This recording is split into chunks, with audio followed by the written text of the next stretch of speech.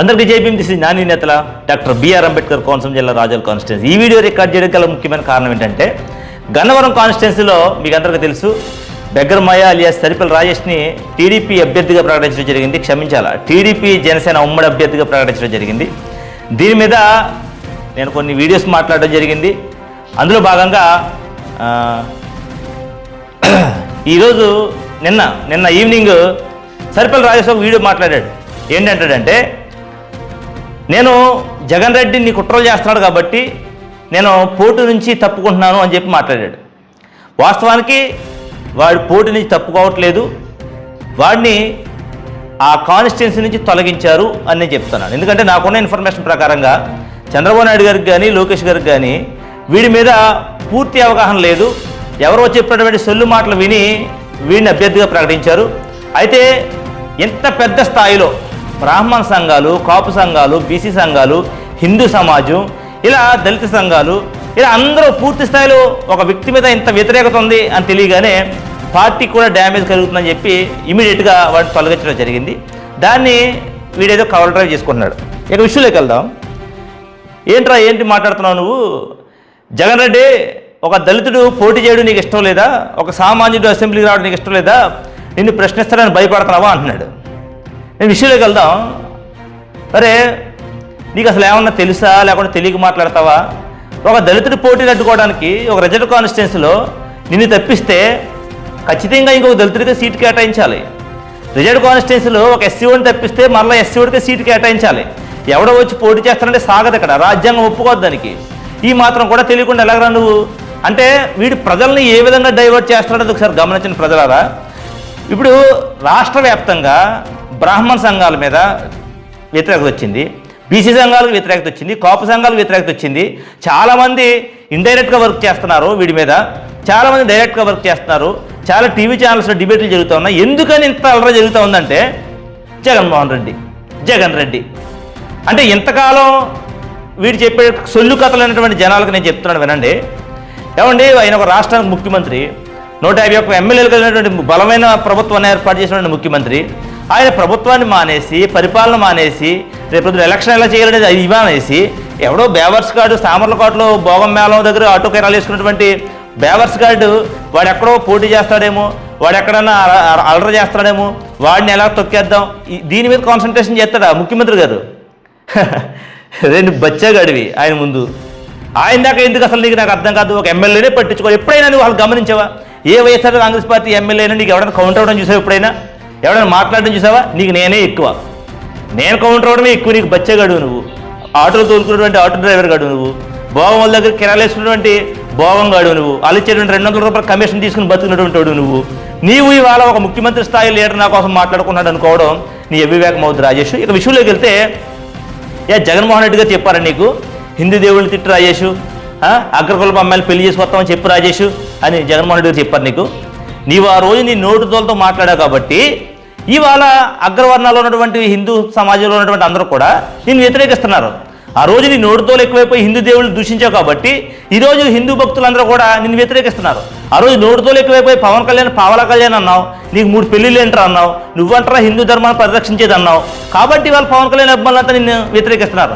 ఆ రోజు దళితపేటలో జనసేన జెండా ఎగురుదంటారు లంజ కొడకలు అని చెప్పి కాపు సోదరులందరినీ కూడా అవమానించే విధంగా మాట్లాడావు.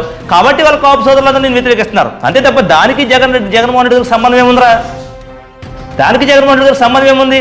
అంటే ప్రజలను ఇరుబోగులు అనుకున్నావా? నువ్వు టీవీ పెట్టుకుని నువ్వే కథ చెప్తే పెట్టకథంతా నమ్మడానికి?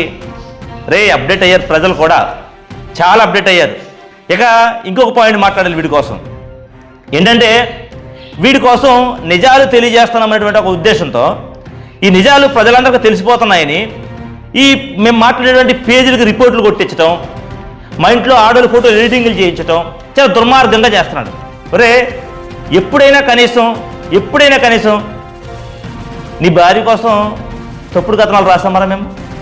నీ భార్య ఫోటో ఎడిటింగ్లు చేసామరా మేము సిద్ధాంతపరంగా వ్యతిరేకిస్తున్నాం. సిద్ధాంతపరంగా చెప్పు.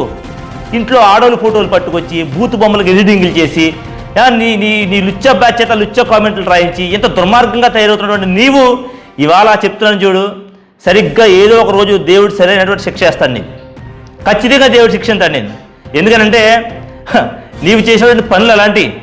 నీవు ఏ దేవుడిని నమ్ముకున్నటువంటి క్రిస్టియానిటీని నమ్ముకున్నటువంటి ప్రజలు నేను రక్షిస్తాను నువ్వు వచ్చావో, ఏ పాస్టర్లకు అండగా ఉంటాను నువ్వు వచ్చావో, ఏ క్రైస్తత్వం మంచిదని నువ్వు చెప్పావో, అదే క్రైస్తత్వాన్ని అదే పాస్టర్లని చాలా దుర్మార్గంగా బూతులు తిట్టినటువంటి దుర్మార్గుడు నువ్వు. ఖచ్చితంగా దేవుడు ఎదురు బుద్ధి చెప్తాడు నీకు. కాబట్టి సమయం ఉంది, వెయిట్ చేయాలంతే. ఎగిరెగిరి పడుతున్నావు కదా, ఖచ్చితంగా ఒక సామెత ఉంటుంది ఏంటంటే 100 గుడ్లను తిన్న రాబందు కూడా ఒక తుఫాన్ దెబ్బకు పోద్దంట. ఖచ్చితంగా బలమైన దెబ్బే తగులుతు రాజేష్, నీకు నిజంగా చెప్తున్నాను. నేను చెప్తున్నాను, వాళ్ళు రాసి పెట్టుకో. ఖచ్చితంగా ఒక బలమైన దెబ్బ తింటావు.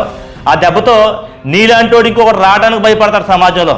నీలాగా హిందూ మతానికి క్రైస్తవ మతానికి మధ్యలో గొడవలు పెట్టేటట్టు ఇంకొకటి రాకుండా భయపడతాడు. చంద్రబాబు నాయుడు గారు మీకు చెప్తున్నాను నేను, ఇవాళ ఏం సందేశం ఇద్దామని ఇలాంటి మత విద్వేషాలు రెచ్చగొట్టేటువంటి మీరు పార్టీలో ఎంకరేజ్ చేస్తున్నారు. పార్టీకి అధికార ప్రతినిధి పదవినిచ్చారు. ఏమన్నా లోకేష్ గారు మిమ్మల్ని అడుగుతూ ఉన్నాను నేను, ఈ మాదిరిగా ఆడపిల్లల్ని నమ్మించి మోసం చేసి గల్ఫ్ దేశాలకు ఎక్స్పోర్ట్ చేసేటువంటి ఒక దుర్మార్గుడు వీడిని ఏ మాదిరిగా మీరు సమాజానికి మెసేజ్ ఇద్దామని చెప్పి మీరు ఎంకరేజ్ చేస్తూ ఉన్నారు. హిందువుల అమ్మాయిని లేపుకురండి, అగ్రవర్ణంలో ఉన్న అమ్మాయిని లేపుకురండి, మీరు పెళ్లిళ్ళు చేసుకోండి అని చెప్పి కులాల మధ్య మతాల మధ్య చిచ్చులు పెడతానంటే ఒక దుర్మార్గుడు వీడిని ఏ విధంగా మీరు సపోర్ట్ చేస్తున్నారు లోకేష్ గారు, పవన్ కళ్యాణ్ గారు? నాకు తెలియక అడుగుతా ఉన్నాను. జనసేన పార్టీకి కొన్ని సిద్ధాంతాలు ఉన్నాయని ఎంతకాలం నమ్మి ఉండాను. కానీ ఇదే పవన్ కళ్యాణ్ గారు ఇవాళ ఉమ్మడి అభ్యర్థిగా వాడిని ప్రకటించినప్పుడు ఎందుకు మీరు అబ్జెక్షన్ పెట్టలేదు? ఎందుచేత మీరు నిన్న ఒక డిబేట్లో జనసేన పార్టీకి సంబంధించి ఒక అధికార ప్రతినిధి చెప్తున్నాం, మరి జనసేన పార్టీ బేషరత్గా సరిపల్లి రాజేష్కి మద్దతు ఇస్తామని చెప్తా ఉన్నాడు. అదేంటయ్యా, ఒక పావలాకాలని తిట్టినోడికి, 3 పిల్లలని తిట్టినోడికి, జనసేన వాళ్ళు లంజ కొడకలని తిట్టినోడికి అంత సిగ్గు లజ్జ లేకుండా ఏ విధంగా సపోర్ట్ చేస్తారని చెప్తా ఉన్నావు నువ్వు జనసేన నాయకుడా? నాకు అర్థం కాక అడుగుతున్నాను నేను. ఇంకోటి కూడా చెప్తున్నాను నేను, మీరు చంద్రబాబు నాయుడు గారు, పవన్ కళ్యాణ్ గారు, లోకేష్ గారు మీకు చెప్తున్నాను, దళితుడికి టికెట్ ఇచ్చి వెనక్కి తీసేసుకుంటారని చెప్పేసి దళిత సమాజానికి వ్యతిరేకత వస్తుందని మీరు అనుకుంటా ఉన్నారేమో. అస్సలు రాదు. ఎందుకని చెప్తున్నానంటే, వీడిని ఎప్పుడో దళిత జాతి వ్యతిరేకించింది, వీడిని ఎప్పుడో దళిత జాతి వెలేసింది.